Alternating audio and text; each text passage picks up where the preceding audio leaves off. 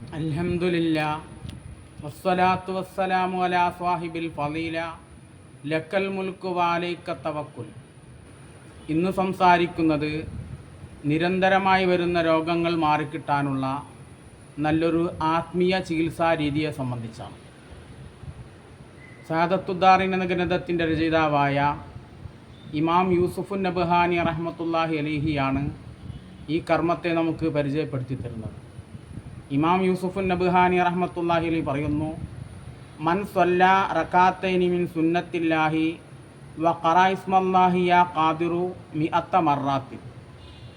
ഒരാൾ 2 റക്കാത്ത് സുന്നത്ത് നമസ്കരിച്ച് അള്ളാഹുവിൻ്റെ നാമമായ യാ ഖാദിറു എന്ന നാമത്തെ 100 വട്ടം ചൊല്ലി, എന്നാൽ ഷഫല്ലാഹു മിനൽ അംറാദിൽ മുസ്മിനത്തി, നിരന്തരമായി വരുന്ന രോഗങ്ങളിൽ നിന്ന് അള്ളാഹു അവന് ശമനം നൽകുന്നതാണ്. അള്ളാഹുവിൻ്റെ യാ ഖാദിർ എന്ന നാമത്തെ 100 വട്ടം ചൊല്ലുക. 2 റക്കാത്ത് നിസ്കരിച്ച ശേഷം 100 വട്ടം ചൊല്ലി അള്ളാഹുവിനോട് ദുആ ചെയ്യുക. അള്ളാഹു എല്ലാ രോഗങ്ങളും ഈ ഇസ്മിൻ്റെ ബറക്കത്ത് കൊണ്ട് ശിഫയാക്കി തരട്ടെ.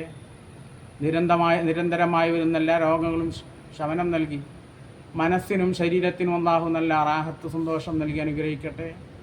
വാഖിറു ദഅവാനാ അൽഹംദുലില്ലാഹി റബ്ബിൽ ആലമീൻ. അസ്സലാമു അലൈക്കും വറഹ്മത്തുള്ളാഹി തആല വബറകാതുഹു.